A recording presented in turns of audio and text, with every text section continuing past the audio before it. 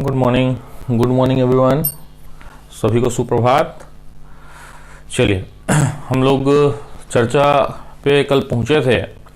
शुरुआती दौर पे हम चर्चा कर रहे थे, एक फेडरलिज्म पे हमारी बात हो रही थी कि भारत का जो ढांचा है, संघीय ढांचा है, जो परिसंघीय रूप है, वो एक अपने आप में स्पेसिफिक ढंग रखता है, जिसमें कुछ तो फेडरलिज्म भी दिखता है और कुछ यूनिटरी सिस्टम के भी लक्षण पाए जाते हैं।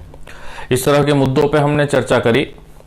उसी क्रम में हमको आगे बढ़ करके चर्चा करनी है किस पे, हमको संघ और राज्य संबंध पे बात करनी है, जो आपके पीटी के उससे देखा जाए या फिर मेंस के उससे देखा जाए।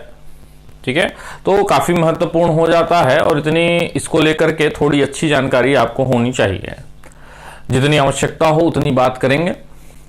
यहाँ पर जो है हम संघ और राज्य के मध्य बात करते चलेंगे।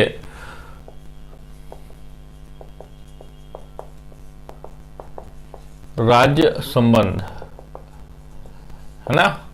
अब यहां पर देखिए, जो केंद्र है और राज्य है उसके बीच जो रिलेशनशिप है उस पे हमको बात कर लेनी चाहिए। तो कैसा रिलेशन है, कल आपने कुछ एक कथन जब पढ़े तो आपने देखा कि यूनियन हम कह रहे हैं लेकिन झुकाव किधर है, केंद्र की तरफ अधिकांश दिखता है। इसको बड़े बारीकी से समझने का प्रयास करेंगे। केंद्र और राज्य के मध्य जो संबंध है इसको आप देख सकते हैं भाग 11 में। ये पहला संबंध तो आपको दिखेगा विधायी संबंध, किस अनुच्छेद से किस अनुच्छेद तक दिखेगा वो भी बात करेंगे। दूसरा दिखेगा प्रशासनिक संबंध, प्रशासनिक संबंध। तीसरा आप देखेंगे वित्तीय संबंध, वित्तीय संबंध। ठीक है, तो विधायी संबंध, प्रशासनिक संबंध और वित्तीय संबंध पे हम बात करना चाहते हैं। यहां पर देखिए, जो वित्तीय संबंध है इसमें तो कुछ चेंजेस आ गए हैं क्योंकि एक अमेंडमेंट हो चुका है और जीएसटी लागू हो चुका है। ठीक है, तो यहां पर क्या है, कुछ चेंजेस तो आ चुके हैं, बाकी चीजें वैसी की वैसी हैं, इसमें चेंजेस नहीं है। तो इसको तो जीएसटी के साथ हमको पढ़ लेना है और ये तो क्या है, जैसे का तैसा आपको पढ़ना है। देखिए, विधायी संबंध की अगर हम बात करें, यहां सबसे पहले कल आपने पहले ही पढ़ लिया था कि संघ सूची होती है, यूनियन लिस्ट होती है, स्टेट लिस्ट होती है और कंकरेंट लिस्ट होती है। किसे किसे कानून बनाने का अधिकार ये भी आप जानते हैं। लेकिन कुछ एक परिस्थितियां ऐसी हैं, ध्यान से सुनेंगे, कुछ एक परिस्थितियां ऐसी हैं जिसमें राज्य सूची के विषय पर,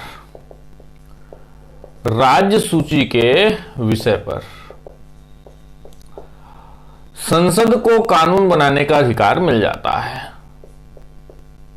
ध्यान से सुनना और स्पष्ट रूप से समझने का प्रयास करना।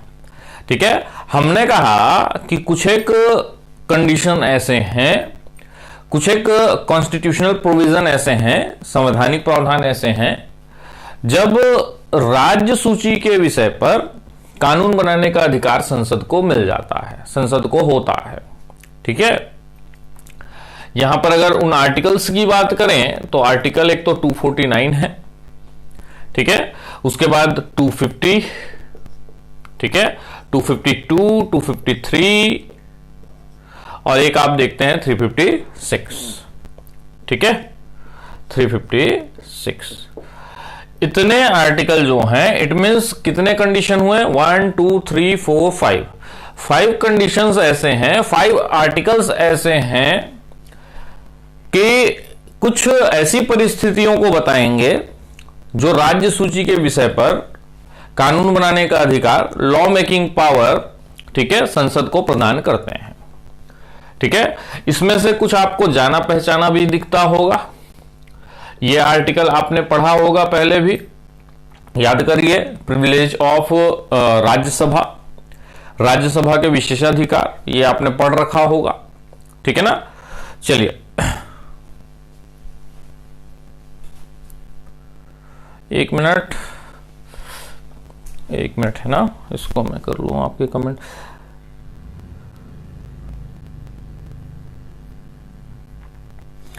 एक बार कोई बच्चा इस पे कमेंट कर ले तो। स्टक तो नहीं हो रहा है, ऑडियो वीडियो दोनों ठीक है?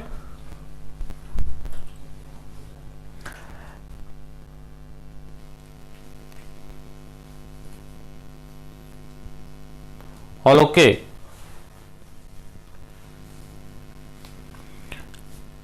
चलिए, जो एप्लीकेशन में है बच्चे एप्लीकेशन में रहें।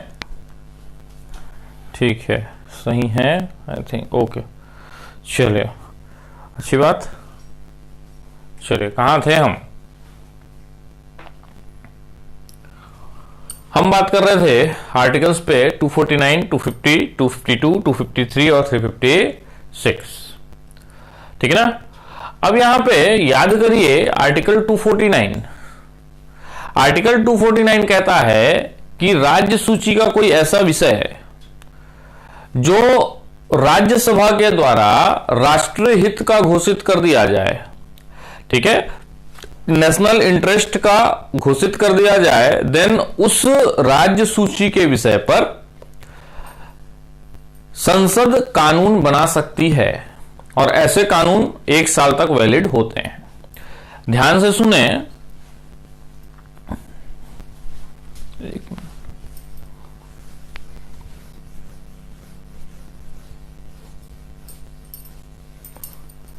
देखिए, मान लीजिए ये पहले भी समझाया जा चुका है, राज्य सूची का कोई एक विषय है।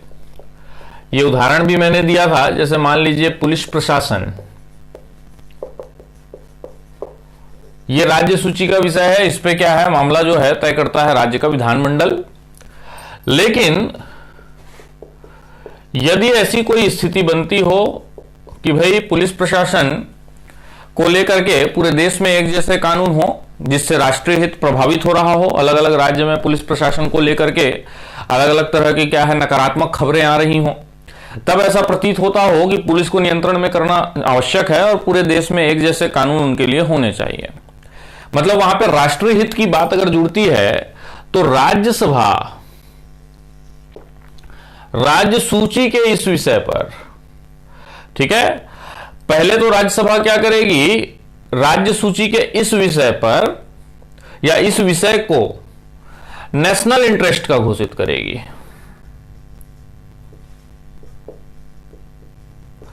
जिसको हम कहें राष्ट्रीय हित, राष्ट्रीय हित का घोषित करेगी। कैसे घोषित करेगी? राज्यसभा अपने उपस्थित और मतदान करने वालों के 2/3 बहुमत से, 2/3 मेजोरिटी, ठीक है, प्रेजेंट एंड वोटेड मेंबर्स, इनका 2/3 मेजोरिटी से किसी राज्य सूची के विषय को नेशनल इंटरेस्ट का घोषित करेगी। कौन? राज्यसभा। अगर राज्यसभा ने अपने 2/3 मेजोरिटी से, उपस्थित और मतदान करने वाले 2/3 मेजोरिटी से इसे नेशनल इंटरेस्ट का घोषित किया, तो राज्य सूची के इस विषय पर कानून बनाने का अधिकार संसद को मिल जाता है। मतलब अब इस राज्य ये नेशनल इंटरेस्ट का घोषित हो चुका है और इस पे कानून बनाने का अधिकार संसद को है, जबकि ये सूची किस सूची में है? राज्य सूची में। अब ये कानून अगर बना तो पहले तो एक रिजोल्यूशन पास किया इन्होंने कि भाई नेशनल इंटरेस्ट का है, देन संसद उस पर कानून बना सकती है। अब ये पुलिस प्रशासन जो है, इसके लिए जो कानून बना है वो 1 वर्ष के लिए वैलिड रहेगा। कितने दिन के लिए?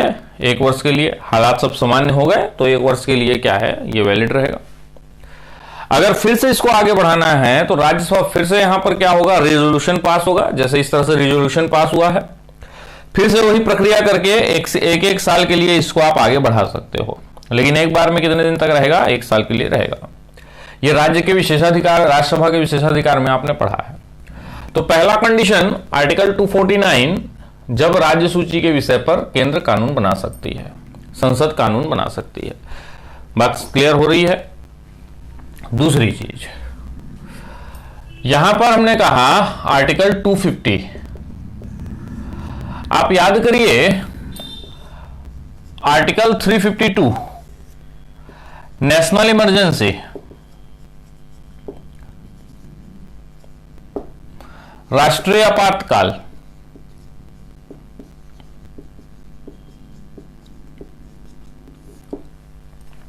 जब राष्ट्रीय आपातकाल लगता है, देखिए राष्ट्रीय आपातकाल लगता है किन कंडीशन में लगता है, इसका उल्लेख आपको आर्टिकल 352 में मिलेगा। लेकिन उस समय आर्टिकल 352 लग जाने से, नेशनल इमरजेंसी लग जाने से कानून बनाने का अधिकार संसद को प्राप्त होगा। ये चीजें क्या है, 250 जो आर्टिकल जो है 250 में लिखा हुआ है, दोनों में कंफ्यूज नहीं करेंगे। नेशनल इमरजेंसी के लिए 352 आर्टिकल है, लेकिन 352 अगर लगता है तो उस पर कानून बनाने का अधिकार, ठीक है, राज्य सूची के विषयों पर भी कानून बनाने का अधिकार संसद को प्राप्त हो जाता है, ऐसा उल्लेख आर्टिकल 250 में है। तो ये जो आर्टिकल है ये रिलेट कर रहा है किससे, नेशनल इमरजेंसी से। बात समझ में आ रही है। अब यहां पे हम बात कर लें 252 और 253 पे। देखिए विधायी संबंध दिख रहा है आपको, राज्य सूची के विषय पर किस तरह से संघ कानून बना सकती है, ये तो आपको समझ में आ रहा होगा। ठीक है, क्लियर है, ओके।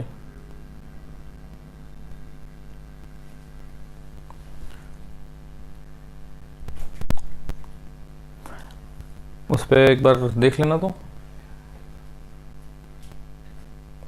अच्छा, ये तो ओके है, इसमें कोई प्रॉब्लम,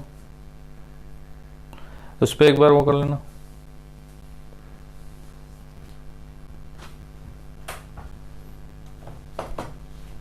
इस पे 1 मिनट का वेट करेंगे, है ना।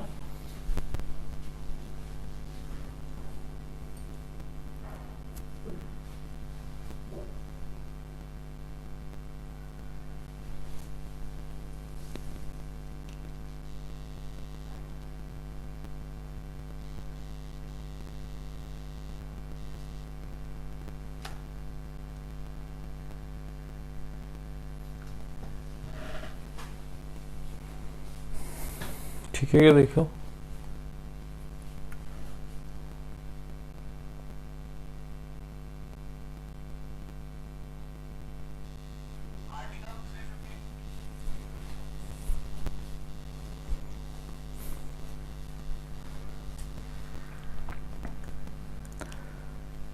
बच्चे कमेंट करें एक बार।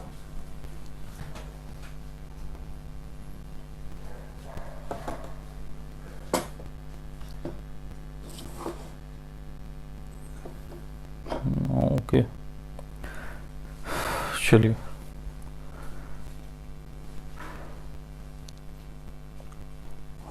ओके, ठीक है।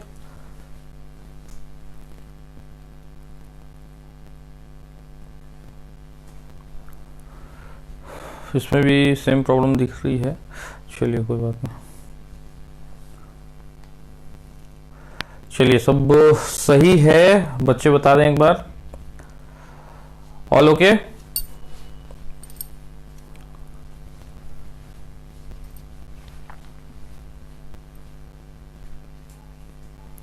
चलिए आगे बढ़ जाते हैं। आर्टिकल 252 और 253 पे हमको बात कर लेनी चाहिए। देखिए आर्टिकल 252 कहता है यदि 2 या 2 से अधिक राज्यों का विधानमंडल, ठीक है, 2 या 2 से अधिक राज्यों का विधानमंडल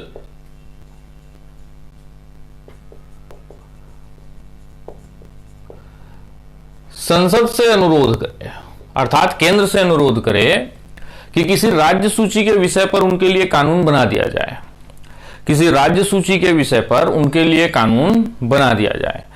एक राज्य के अनुरोध से काम नहीं चलेगा, ठीक है, एक राज्य के अनुरोध से काम नहीं चलेगा। 2 या 2 से अधिक राज्य ऐसा अनुरोध करें केंद्र से कि हमारे लिए फला राज्य सूची के विषय पर आप क्या बना दीजिए, कानून बना दीजिए, देन ओके, संसद क्या है उनके लिए राज्य सूची के विषय पर कानून बना देगी। ठीक है, बात समझ में आ रही है।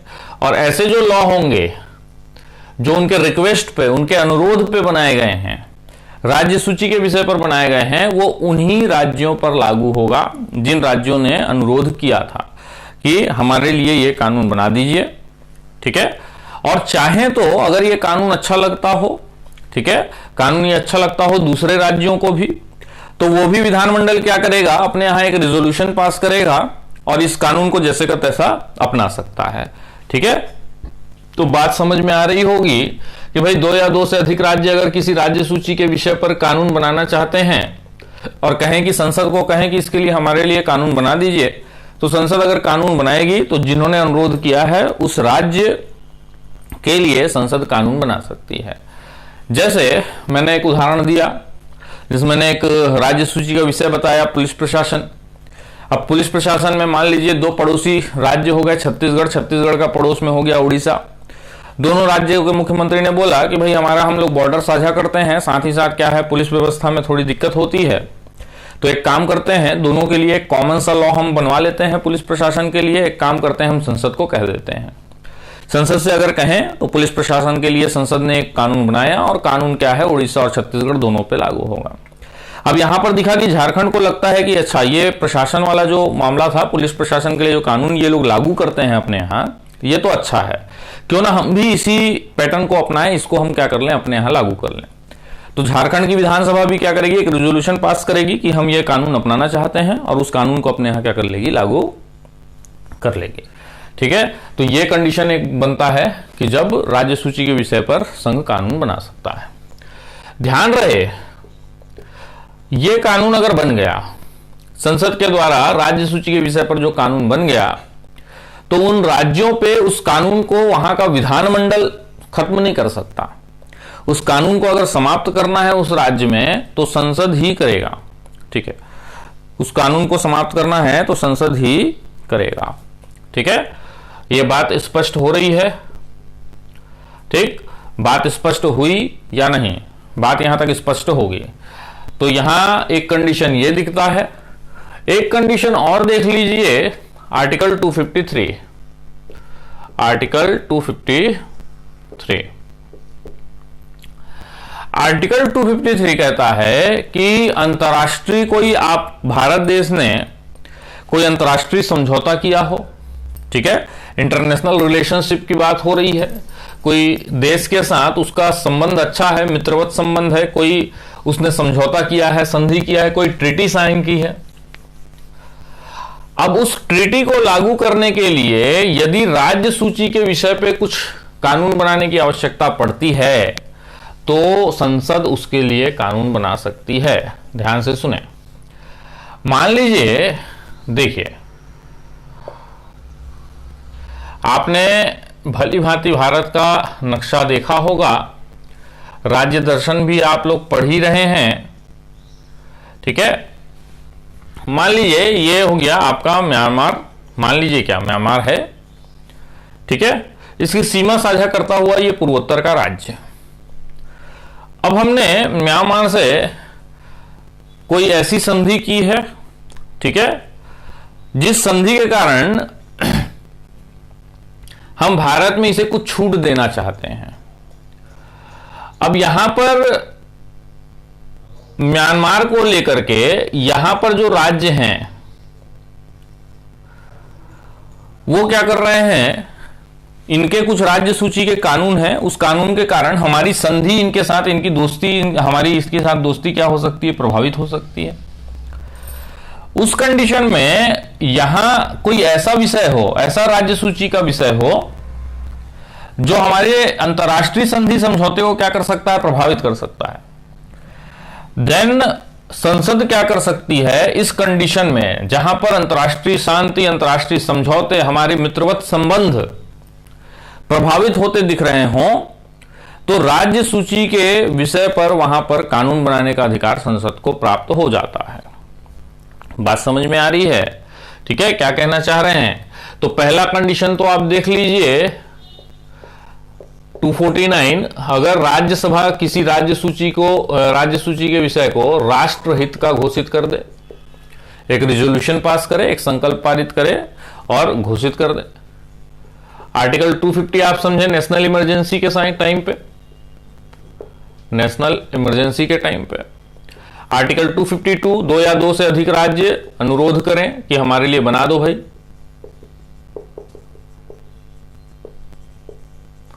ठीक। आर्टिकल 253 अंतर्राष्ट्रीय शांति और समझौते को, ठीक है, अंतर्राष्ट्रीय शांति और समझौते को क्या करना है भाई, अंतर्राष्ट्रीय शांति समझौते को बचाए रखने के लिए, लागू करने के लिए। ठीक है, एक चीज ये हो गई। एक बच गया आर्टिकल 356, आर्टिकल 356। ठीक है, तो यहां पे आर्टिकल 356 आप जानते हैं राष्ट्रपति शासन क्या होता है, राष्ट्रपति शासन। आप जानते हैं कि कोई राज्य संविधान के अनुरूप काम नहीं कर रहा हो या वहां पे संवैधानिक तंत्र की विफलता हो, ठीक है, देन वहां पर उस राज्य पे राष्ट्रपति शासन लगाया जाता है और राष्ट्रपति शासन लगाने पर केंद्र को अधिकार मिल जाते हैं कि उस राज्य के राज्य सूची के विषय पर कानून संसद बना सके। बात समझ में आ रही है?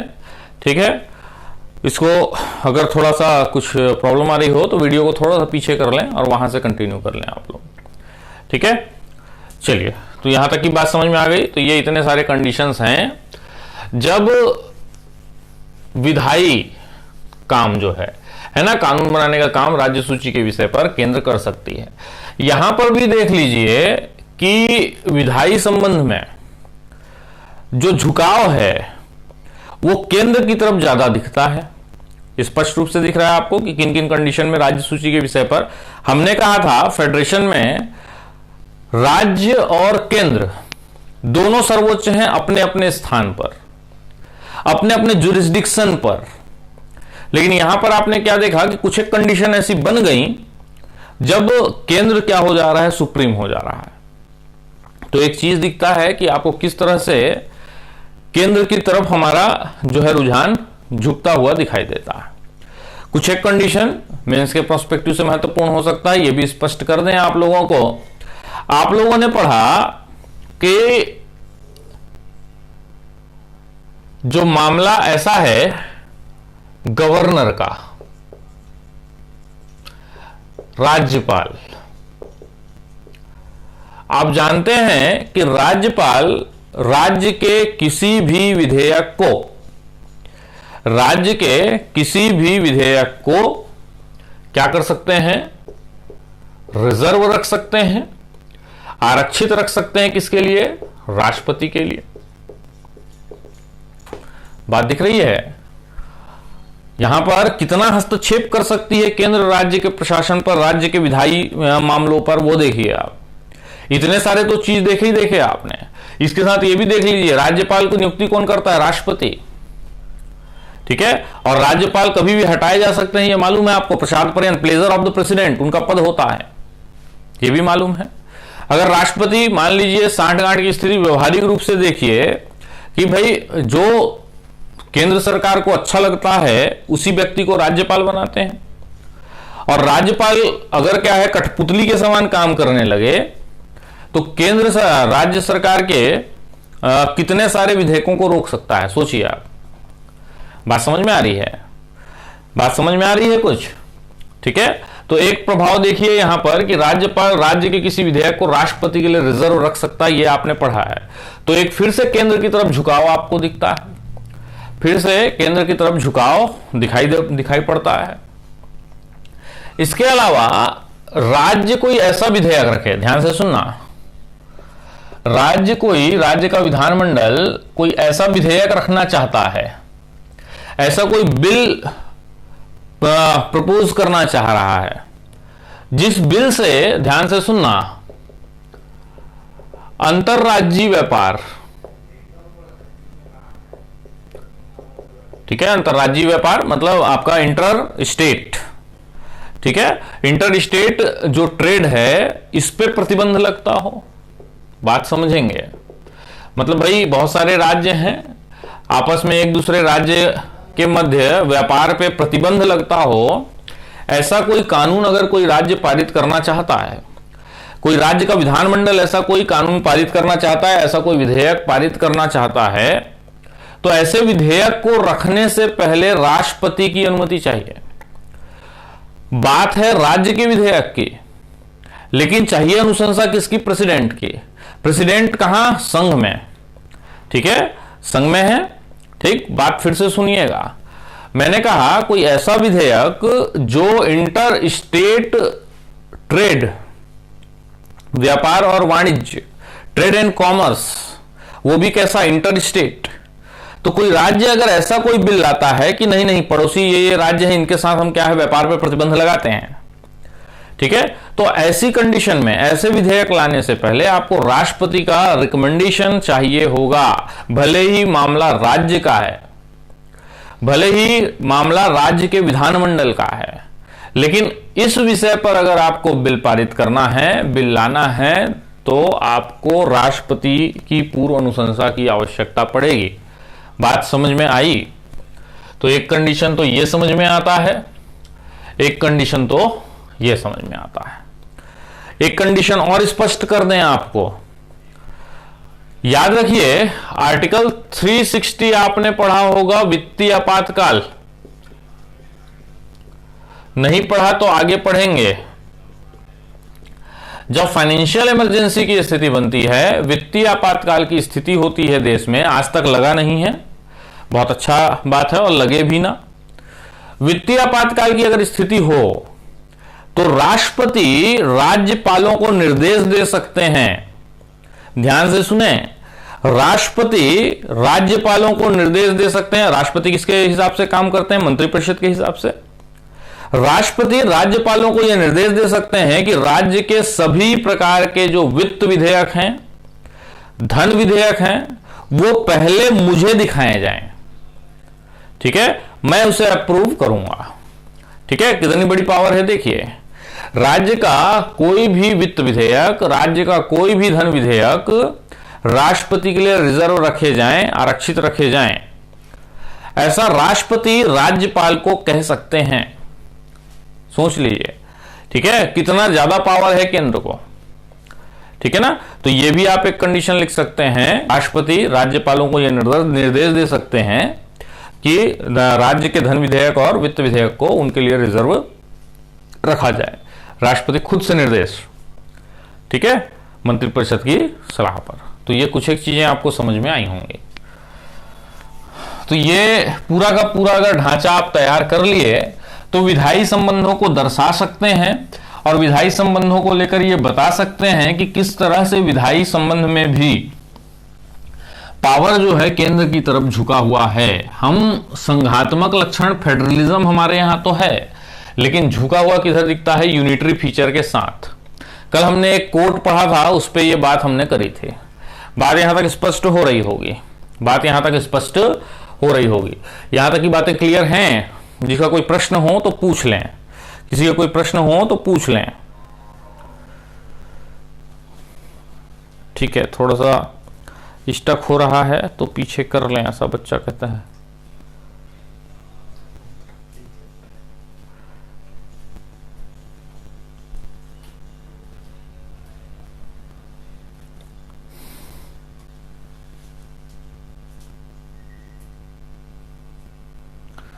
ठीक है,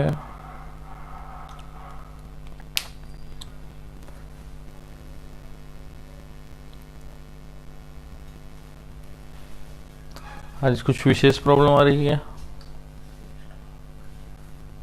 अच्छा,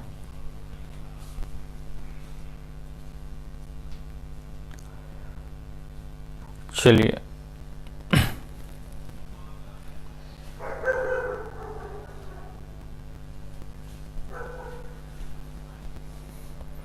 किसी के जो भी डाउट हो तो एक बार पूछ लीजिए।